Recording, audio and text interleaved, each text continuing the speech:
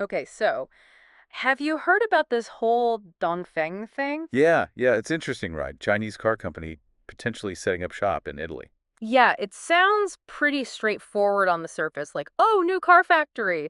But when you really start digging into it, it's anything but, right? Like we always do in these deep dives. It's like there's this whole geopolitical chess match going on that we need to untangle. Exactly. And that's what we're going to try to do today. So, for our listeners, we're talking about Dongfeng, which is a major Chinese automaker that's looking at possibly building electric vehicle production facilities in Italy. So, at its core, this is a business deal, right?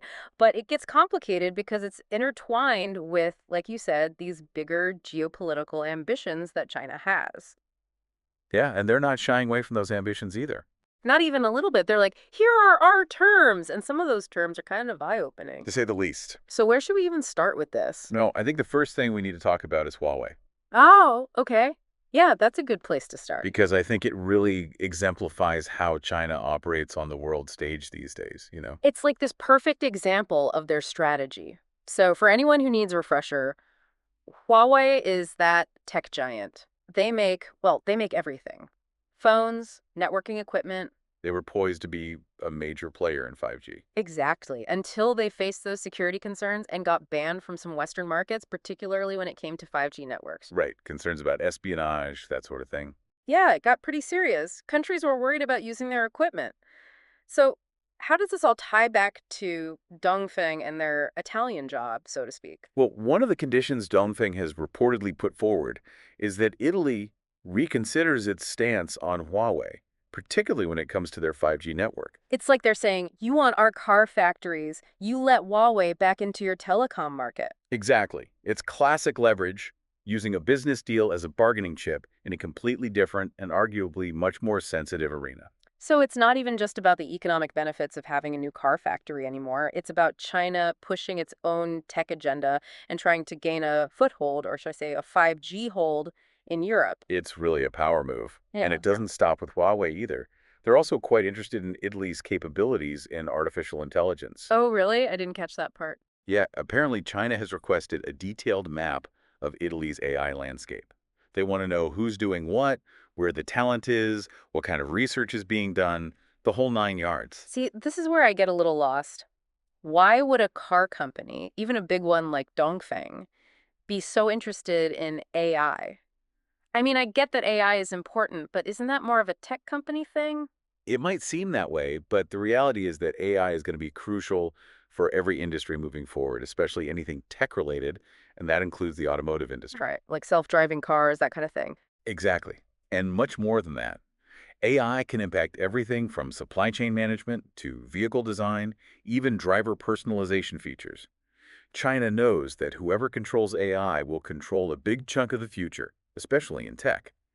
By having this intelligence on Italy's AI ecosystem, Chinese companies, not even just Dongfeng, can potentially poach talent, target investments, and gain a competitive edge over European rivals. So it's like a double whammy, right? Secure some economic benefits with the car factories, but also position themselves for tech dominance in the future by getting a leg up in AI. Precisely. And we can't forget about the whole trade war backdrop to all of this. Right. The elephant in the room, or should I say the dragon in the room, given the context. The timing of this deal is pretty interesting when you consider the ongoing trade tensions between China and the EU. Yeah. The timing is definitely not a coincidence. There are all these tariffs being thrown around, especially when it comes to electric vehicles. China's been slapping tariffs on European cars. The EU's retaliating with tariffs on Chinese electric vehicles. It's a whole thing. Yeah, and it feels like this Dongfeng deal is China's way of saying to Italy, hey, work with us and maybe we can ease up on those tariffs. Exactly. They're applying pressure, trying to create a divide within the EU. If they can get Italy on their side, it weakens the EU's position. It's classic divide and conquer. It really puts Italy in a tough spot. Do they prioritize their relationship with the EU and their shared trade strategy? Or do they take the deal, potentially get some economic benefits, but risk becoming overly reliant on China? And potentially compromise their security interests by letting Huawei back into the fold. Right, there's that too. And speaking of the economics of it all, we haven't even touched on Dongfeng's production strategy. Ah, yes, the whole completely knockdown approach. Yeah, CKD for short. Can you break that down for us? It sounds kind of brutal. It's not as dramatic as it sounds. Basically, CKD means Dongfeng would be shipping parts from China to Italy essentially in kits, and then assembling them there. Okay, so what's the catch? Why not just build the whole car in Italy? Cost effectiveness, for one. Hmm. It's much cheaper to ship parts than fully assembled vehicles. Sure, that makes sense. But there's got to be a downside, right? Of course.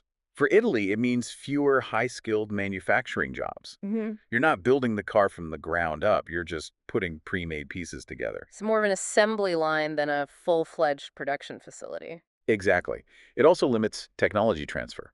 If they were building the entire car in Italy, there would be more opportunities for Italian engineers and workers to learn from the process, maybe even develop their own innovations. So, in a way, it could hinder Italy's long-term growth in the electric vehicle sector.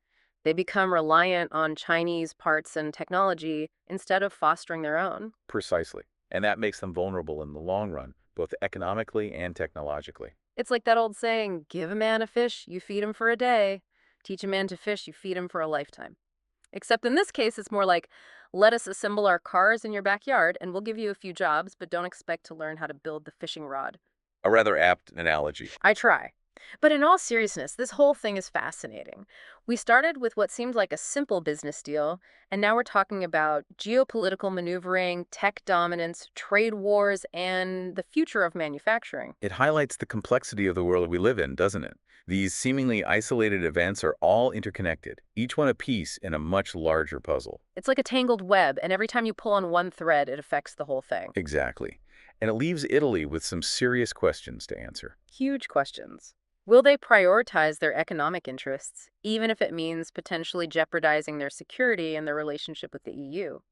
Or will they stand firm with the EU, even if it means passing up on a potentially lucrative deal? It's a high-stakes decision, that's for sure. And the ramifications extend far beyond Italy's borders. The world is watching. It'll be interesting to see how this unfolds and what it means for the future of EU-China relations. Only time will tell. Well said. Well, this has been quite the deep dive. A lot to think about, wouldn't you say? Absolutely. To our listeners, we'd love to hear your thoughts on this. Do you think Italy should take the deal? What are the potential risks and rewards? Head over to our website or find us on social media to join the conversation. We look forward to hearing from you. Until next time.